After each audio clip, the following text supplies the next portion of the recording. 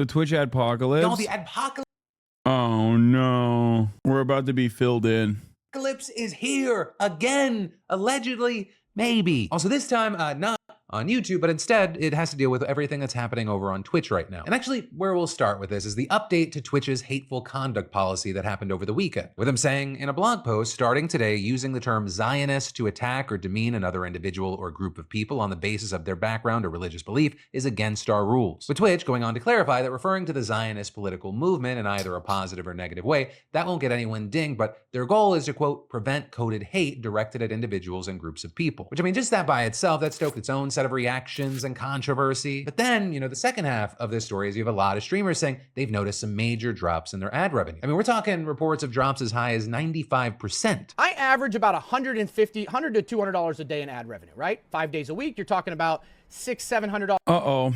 I hope he updates I hope that this story then shows the second part. A week, you're talking about $2,800 a month, $3,000 a month. I make about $8,000 a month on average, and sometimes 9, right? So it's about 40% of sometimes 50% of my income. I'm averaging $15 in ad revenue. And so seemingly with people's wallets getting hit, this sparked a lot of conversation from some of the big names in the streaming world. And a number asking or hitting on why is this happening in the first place? With, for example, the likes of Ludwig talking about Asmongold. The genesis of this, as far as I can tell, is when Asmon got banned off of Twitch. Because you see, Asmon got banned after making some comments about Palestinian people, some very negative comments about Palestinian people, that he got banned off of Twitch. And this sort of caused a domino effect where people are like, okay, you ban Asmon for saying this thing about Palestinian people, but, what about this person saying this thing about this people? For example, he mentions Frogan, who said on stream that she hoped American soldiers got PTSD from their service. And this also... That's not why she got banned, though. She got banned for the Sabra hummus thing. So after she co-hosted which is funny because, veterans are a protected class in the Twitch terms of service. And what I have said about a particular veteran caused me to get banned in the 9/11 saga. And that would have been more valid in Twitch applying its own terms of service instead of just wholesale banning every single person that participated in this panel. The TwitchCon event that a lot of people believe was anti-Semitic. Though there, I think it's important to know, because we're dealing with such a polarizing topic, you also had a lot of people who didn't see anything wrong with that event. But either way, you have Ludwig saying that people started sending emails to advertisers by the thousands, with them pointing out times that their ads ran near or within segments people thought were anti-Semitic. It was a attempt at creating an adpocalypse. Attempt very successful. And while Frogan was later banned, you still had a lot of people thinking that Twitch really dragged their feet there. And this also is notably a lot of people got really mad at Ludwig because he didn't call out Hasan Piker, who people have pointed out as a friend of Ludwig and who many have blamed, at least in part, for this whole mess. People saying things like, this is worse than just skimming some tweets to find the news about what happened with the situation. You are literally intentionally leaving things out. And actually, having been named earlier, Asmongold agreed that Hasan definitely played a part here. Hasan clearly is one of the biggest proponents of this. I would say he is the biggest proponent to a lot of the contention around. Yeah, they're right, dude. I am anti-genocide, and my anti-genocide views can be easily used and abused by people who are deliberately trying to get me deplatformed for my anti-genocide views. Congratulations to every single party involved in the process. I am against anti-Semitism. I have been firmly I am firmly against anti-Semitism for the past 10 years. And also, I happen to be anti-genocide. That second part is a bridge too far for a lot of people, a lot of organizations, a lot of institutions, and some cyber stalkers of mine that have been desperately trying to get me deplatformed over and over again for many, many years have found a cool little avenue to actually get some institutional backing. Because there are a lot of organizations that still have some crumb of institutional clout and legitimacy, like the ADL, that will actually go after people for simply being anti-genocide. And that's it. That's the short and sweet of it. And literally every single person is running off of things that they don't fully comprehend. I don't know why, but it is what it is. I'm not going to stop. Around the, quote, adpocalypse. He's the main reason why this is, 90% of the examples that are being used are him. Or maybe why not. Is having basic respect for others and saying genocide is bad a radical view? What the hell? Yeah, reminder, the last time they got mad at Ludwig for doing something like this was when Destiny said he wanted to jerk off the cuties deepfakes and said he f***ed up stuff about Slime's dad. Yeah. Those are the people who are running this campaign. Let's continue. 90, it might be 80, 70%. But it's like the majority of all examples on the entire platform are all Hasan. So, yeah, very clearly this is the reason why it's happening. Now, you can say that it's unfair, but that's fine. That's okay. But you can't say it's not happening or that's not the reason. And he also Damn it, Philly, you idiot. Ludwig too. Why is no one just asking you? They don't see how insane the attackers are. I think that most people would rather rely on Reddit and clips out of context. That's why those guys brigade LSF as aggressively as they can. I'm shocked that he hasn't like corrected this and is only just like moving off of it though. It's you. You're the problem. It's you. Someone has a pea-sized problem on Twitch. It's Hasan's fault. This is insane. It's not that shocking. The source of Dick Serto's article about advertisers leaving Twitch is Richard Lewis, who used to write for Breitbart News and is openly collaborating with Dan on the Twitch harassment campaign. I know. There's no real journalism that has taken place in this situation. Let's see if he turns around. doubled down on that in his response to Ludwig's video, saying, A lot of this is because a lot of people just don't like Hasan. You know it, I know it, everybody knows it. Hasan has said a number of things over the years that sound really bad. I don't want to get into a big debate about whether they are bad or who was right, but we can all acknowledge that there's a lot of people that didn't like him. Okay? The main reason for it is purely personal and is being mostly shit that's clipped out of context by one singular place with a very consistent agenda. People don't like me. I know. I advocate for bettering their material conditions, and that is very frustrating for a lot of people. Okay? A lot of people didn't like them. And people are using all of these examples to try to get advertisers to leave. That's the reason why. That's the main reason. So my situation might have any person, and I will say this right now, 100%, any person that is as actively targeted as myself, if they are a Twitch streamer, or even if they don't even have to be a Twitch streamer, any person that is as actively hounded by the entirety of the right-wing media ecosystem, okay, would look infinitely worse than me in the process. I speak about politics, which are deeply polarizing from a left-wing perspective that is unfortunately not very well represented in American media or in media in the Western world in general. I have an opinion that is not very common, and a lot of people would rather be deluded into the comforts of cognitive dissonance. A lot of people would rather just hear someone tell them everything is fine.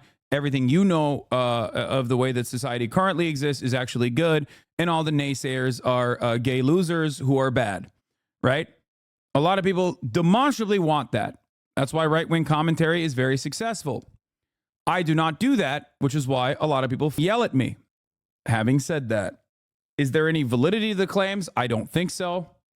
That is precisely the reason why I think that many people, if they were to actually broach what I speak on with some semblance of charitability, will very quickly recognize that a lot of this is just, shit smearing. Because that is a principle that I hold on to, I don't listen to my chat when they yell at me about being charitable to those who are not being charitable to me. It is a principle that I have. It does not matter if you don't agree with it. You can get mad at me all day, every day. I will always try to be as charitable as I possibly can be to others. But there's a reason why, if you've been in here long enough, whether it is the elections, the last election cycle that you started listening to what I had to say, or whether it's been, the past 4 years or multiple years, there's a reason why you keep hearing the things that I have said all the way since 2016 and finding out that I was on the money with a lot of these issues that I have pointed to. It's because I have stayed true to my values And I will always continue to do that because I am stubborn to a fault. Have you noticed how they say Twitch is basically under your control, like you have a grip on it? Yes. And that is a perfectly understandable position that people are arriving at because they're deluded. And the more normal interactions that I have with other people or you know, prominent figures in mainstream media or members of the American political class goes against their overarching narrative that I am this like evil deity that they have presented me as in their communities, the more they go insane. It's the same insanity that you see with right-wingers that don't want to recognize that climate change is happening. So what do? They keep increasing the stakes and they go, oh, well, there must be a weather machine because obviously climate change is not real. That's the same mania that you see within the right when it comes to gun violence, and their solutions are increasingly more unhinged. They're like, oh, what's the solution to gun violence? More guns. You engage in conspiratorial thinking when you cast logic out the window, okay? When you throw logic out, you start looking for alternative explanations. And these people have cast logic out the window a long time ago. They just do not even think about this logically. They're like, no, my operating premise is Hasan is ontologically evil. He is the worst person that has ever existed in history, okay? If that's your starting principle and that is unshakable and you are never going to be convinced otherwise, yeah, you have to make up a whole bunch of insane conspiracies as to why so many of these other institutions, some of which you trust, there's so many of these content creators, some of which you enjoy the content of, are directly at odds with you. Do they not see what I see? Is your opinion in your mind? You're like, well, I like, let's say, Ludwig, okay? But Ludwig seemingly is friends with this guy, but I think this guy is evil. Why is that the case? Is it because he doesn't see something that like I see? Or is it because he secretly has blackmail on him? Like, that's it. That's a conspiracy theory. Perhaps, maybe the underlying premise that you're operating with, that I am ontologically evil and the worst thing that's ever happened to American politics, is not true. And the moment that you take a step back, take a deep breath, and recognize that perhaps you might not have been correct on the original premise, is the moment that you are free of this insanity. If you don't do that, however, you will go further and further into insane conspiratorial thinking.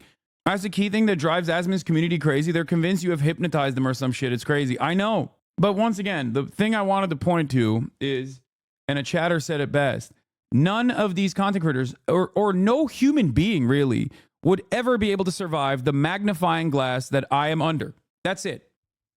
I'm under a magnifying glass that yields a lot of money, like, you know, generates revenue for a lot of people. That's why there is this like Hasan derangement syndrome. That's why there is this Hasananon, you know, Q Hasan attitude that many right-wing commentary, many in the right-wing commentary sphere have, where they'll just get like 30,000 views in a video and then they'll make like this, you know, Reddit YouTube video, this Reddit sourced YouTube video filled to the brim with clips out of context that is unfairly portraying me as someone who believes things that he does not believe, right? And that'll get like 300,000 views. Sometimes that'll get 1 million views because there is like there are a lot of people who obviously are like, well, I don't like that this guy wants, this guy's talking about healthcare. I think there's some cynical reason as to why he's doing this. I think he's a bad guy, and I love people who say he's a bad guy. That kind of clip farming, that kind of click farming as well, is a successful method. So when that click farming is a successful method, of course, there's plenty of people that are going to be eating good by constantly scouring this chat, constantly scouring my, 8 hours of talking about politics with an incredibly unfair fine-tooth comb to find anything and everything they can. But it goes beyond that as well. It goes beyond just me. They go after my friends as well. They go after people that I collaborate with. They go after journalists that I talk to. It's incredible. They stalk and harass and terminally hate watch / clip chimp every other streamer who's even been moderately associated with you. Yes. The point is, no one would be able to withstand this level of hyper scrutiny that they consider accountability. It is not accountability at all. It is simply, like that one loser orbiter of destiny said, A-logging, apparently. I didn't know what that word was until I watched that video. But it's an unhealthy obsession with a particular person that you consistently see in the worst way possible and try to get others to see in the worst ways possible. I think your sarcasm works against you so hard. Not necessarily. My sarcasm only works if you don't know where I'm coming from. A lot of these people hate me because they do know where I'm coming from. They don't like the values that I present. But ultimately, it does not matter, because for as many haters that I have online, and they do come across as very prominent online, especially if they are brigading certain places online like LSF, it comes across like there are so many haters. There's like an overwhelming sea of hatred. That's not the case. Okay? For every one hater that I have that presents themselves as an outsized influence, I have 1,000 people that are in this community.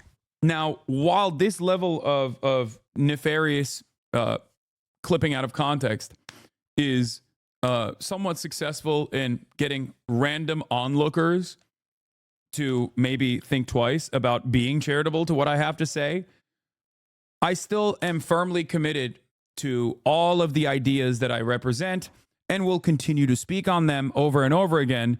And that is the reason why inevitably when, you know, the Hasanabi Clips Industrial Complex, that is now also on TikTok, by the way, presents some of my commonly held positions, you see in the sea of comments underneath, wow, extremely rare Hasanabi W. That is not a rare W. That is a very common W in most circumstances. People think it's rare because they don't see. They've only seen negative clips. Made this bigger than it already was, but this was already happening before I even had any of... I never got suspended. I didn't have anything to do with this. Ethan Klein also jumping back into the mix, calling Ludwig out, saying he's sweeping this anti-Semitism issue under the rug. Ludwig, why did you even bother to make this video? You know what I mean? Just, you don't have to talk about it if you're too cowardly to explain it. Or with Ethan bringing up when Hasan earlier this year interviewed a pro-Houthi Yemeni pirate, also criticizing Ludwig for how he talked about the Frogan incidents. This level of anti-Semitism is platformed on a main stage of TwitchCon in front of these... Dude, that... Oh, God. Oh, he's never logging off, dude. Philip Defranco said pro-Houthi Yemeni pirate. And I think that's a more accurate assessment. I mean, yeah, he is Yemeni. He's not a Houthi himself, but he has said that, much like every single person in Yemen now, that they are standing with the government against Israel's actions. He's not a pirate, but, you know, I don't think that saying that he is a pro-Houthi Yemeni teenager would be the more accurate assessment. I don't think he's not a pirate. Anyway. Sponsors, I mean, what the f do you expect, man? Don't blame the people sending emails. Yes, Houthis are the government. Ansar Allah is the official government of Yemen. Blame Dan Clancy and his team of morons that did nothing to shield their ecosystem from this, especially considering they had so much time to learn from what happened to YouTube. Dude, I love that he's also personally being like, I want the Adpocalypse to happen to Twitch, and then actively campaigning for it to happen to Twitch by falsely smearing prominent Twitch content creators, myself included, as anti-Semites, vicious anti-Semites, okay, who are actively promoting terrorism, love terrorism. You interviewed a fucking Yemeni teenager that you thought was Houthi, which, by the way, I still maintain the position that I would interview someone who is a Houthi. I just wouldn't do it on Twitch any longer. I'd do it on YouTube, where it's allowed. I'm sure Ethan would try to get me deplatformed from YouTube as well if I were to do such a thing. That conversation obviously would be very different than the conversation with the teenager that I was talking to, specifically because the teenager I was talking to, I asked about him being potentially anti-Semitic, and he replied that he did not care what anyone's background was as long as they were anti-Zionist against the state of Israel doing a genocide currently. Having said all of that, these are things that I have mentioned a million times over, and it does feel like Ethan is just endlessly crashing out over and over again while simultaneously saying, oh man, I can't believe is Ethan acting in good faith? I don't think so. I straight up, I will say that. I do not think that Ethan is acting in good faith. I think that he's completely lost in the sauce. I think this is a narcissistic crash out born out of the immediate contradictions of him being a genuinely progressive person, but his own personal background and associations with Israel and his own personal criticism of Israel not being enough in the eyes of his own audience.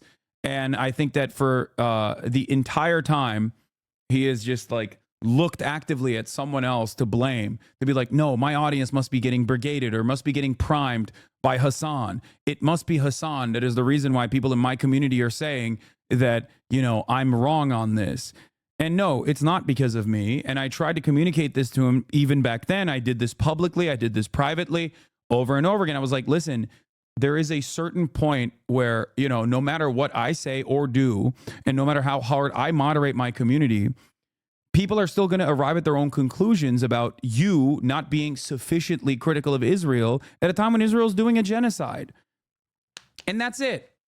And instead of like taking a deep breath and maybe re-examining this situation and re-examining why his audience was directly at odds with him on this issue, he's just decided to lean into, they're all anti-Semitic. They must be anti-Semitic. And the only part of this criticism that Ethan has launched, not against me, but just in general, is that anti-Semitism has increased dramatically. Of course it has. It always does whenever Israel, which associates itself with Judaism, does violent shit in Gaza. Okay? And this has been an ongoing 12-month plus genocide campaign. And yes, because Israel associates itself with Judaism, and every single anti-Zionist Jew in this community and in every other community will tell you this, people look at Jewish people and associate them with the actions of Israel. There is already a lot of underlying anti-Semitism, unexamined anti-Semitism that festers in American society and in the Western world. There's a long history of anti-Semitic nonsense in, you know, places of power, in positions of power, as a matter of fact, in both the United States of America and all around the Western world. So there is a very real fear. There is a very real and very understandable fear that I think is also in Ethan's heart, for sure. But I think that fear has now overtaken the logical way of looking at the situation and recognizing that maybe people think he is a Zionist, especially because, you know, over the course of the past like month or so, he has more firmly leaned on that side than ever before. Okay. He has also said, well, 90% of Jews are Zionists over and over again. Be careful. He said it's anti-Semitic to say Israel's actions lead to more anti-Semitism. No, there is a lot of unexamined, okay, anti-Semitic opinions that are left dormant in American society. And then there's the outward anti-Semitism of like neo-Nazis and whatnot that try to pull that unexamined, dormant anti-Semitic tendencies. The average person that says like, yeah, I don't know, Jews, I guess, control the media, that's dormant anti-Semitism. The neo-Nazis that ideologically are anti-Semitic will then take advantage of that dormant anti-Semitism to say, you're right, see, they do. And of course, because Israel associates all of its actions as a genocidal apartheid regime with Judaism falsely, even though it is not associated with Judaism whatsoever, Nazis and fascists will always take advantage of these moments to be like, see, they're doing it again. That is a terrifying prospect. Something that I've talked about a million times over, something that I have actively communicated to people and have actually de-radicalized people on, which is why him putting me in the crosshairs is purely selfish. That's it. It's purely emotional and it's purely selfish.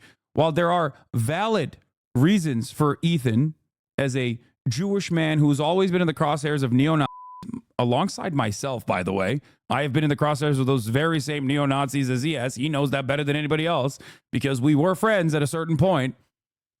For him to turn around and say he's the arch, he is the arch reason for why all this anti-Semitism is growing in the United States of America, when he knows that I have time and time again talked about these charlatans on the right who seemingly come across as though they are anti-Israel, when in fact they are just doing it because they are anti-Semitic. Over and over again, the fact that he's coming after me as like the arch reason for anti-Semitism festering on a platform like Twitch, where there is significantly less bigoted content, anti-Semitism, and any kind of hatred than every single other platform, including YouTube that Ethan is on right now, is crazy. And I think it is because, like I said, it was his own. No, it's not just to farm me for viewers. I don't think he's doing this to farm me for viewers. Dude, what are you talking about? He's losing subscribers. He's losing his own audience. He's losing like regular customers. He's losing his members in this process. This is a like functional crash out that has harmed his bottom line. You only engage in this. You only engage in this if you've truly, truly dedicated your life to this, okay? That you like actually truly believe it. And instead of re-examining why this is happening, the fact that he is like actively doubled down, tripled down, quadrupled down on this issue shows me that he is legitimately a firm and committed believer. He's just misguided. Part of that delusion comes from the very real fears that any Jewish American has about the rise of anti-Semitism that is very real. Not recognizing that his own community is not a bunch of like anti-Semitic little monsters, but instead are very much against Israel's genocide that is prominently in display is the reason for this crash out. He can't figure out why his own audience is not seeing the world with his own framework. They can't, they're directly at odds with him. If he truly cared, like, and if this wasn't so spiteful, he would recognize that if he was genuinely fearful of anti-Semitism, okay, and he is to a certain degree, but like could be clear-eyed on this, he would recognize that I am not a villain in this story. There's never been a moment where I've ever allowed even anything remotely anti-Semitic to exist in this community. Yes, I think that his additional focus is bad faith. He knows I am not anti-Semitic. The implication that I am is bad faith. The misguided part is the inception, okay? The inception of this notion that I am like spreading anti-Semitism willingly or unwillingly in my own community. That comes from his inability to grasp why his own progressive audience that he has cultivated after a genuine change of heart is at odds with him, is at odds with his own framework, is at odds with the way he views the situation. He thinks it's a zero-sum game in many respects, where he's like, why do these guys not care about my personal feelings surrounding, Israel's genocide? There's also a healthy dose of Islamophobic tendencies that Ethan has had that is guiding his opinion as well. It's crazy.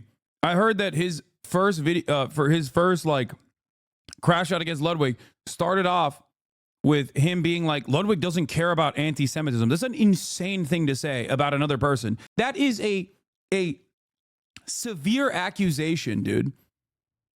Like, what are we doing here? Oh, anyone that disagrees with me is anti-Semitic? Is that what we've arrived at? Anyone that disagrees with Ethan Klein is automatically just not careful or considerate about anti-Semitism? What a ridiculous crock of shit. It's so unimaginably narcissistic, dude. Fear, incompetence. And while this blame game thing has gotten a lot of attention, there are also others saying that this adpocalypse part of the situation, that it's actually wildly overblown. With us now seeing some streamers outside of the political space saying that their revenue has not been impacted. And specifically, some like Stock Guy pointing out that once he removed politics-related tags, his revenue jumped way up again. With then, the likes of Hasan sharing that clip on Twitter and adding, this doesn't mean there isn't a concerted brigade effort cynically mass spamming emails to advertisers urging them to pull ads. There very clearly is one. And so ultimately, we find ourselves in a situation where seemingly there has not been a full-blown adpocalypse, but that is allegedly not due to lack of people trying, nor does it mean that there won't be one forthcoming, especially as this topic gains more and more attention and creators are pointing the finger at one another. It's all incredibly messy, and I will say though, it has been extra Did he delete all the leftovers episodes? A week and a half ago, we started streaming over on Twitch as well in the mornings. It's definitely a different world there. I will say also, in addition to your Tuesday, Wednesday, and Thursday Philip Defranco show, I'll be streaming there every morning, at least for this week. So yeah, at 10:30 Eastern, come by. To prove your point on him not being good faith, every time he's launched attacks on people for being bad influencers or bad streamers, he's brought them on stream or tried to have a direct talk with them. He seemingly hasn't done this at all during the crash out. Yeah. Oh no, this one was deleted. Funny stuff. He hasn't deleted the episode, so he's not bothered. He's platforming you. I mean, he maybe after this he'll delete them. Oh, by the way, I think Philip Defranco did a decent job of covering this. I don't think he was like as aggro on it. Also, if this was simply about, if this wasn't a extended, long extended, convoluted crash out, that is Ethan basically assuming that like I'm the reason why so many of his own fans now despise him for what they perceive him to be, a person who is defending Israel. He wouldn't be desperately trying to grab onto other controversies. Like, this isn't just about the dormant anti-Semitism being activated in America and how much of that I've contributed to that he genuinely believes. He's also trying to be like, Hasan loves Russia. He's a pro-Putin scumbag. All this other shit. Okay? He's gone after a bunch of people in my orbit as well. So that's where this is coming from.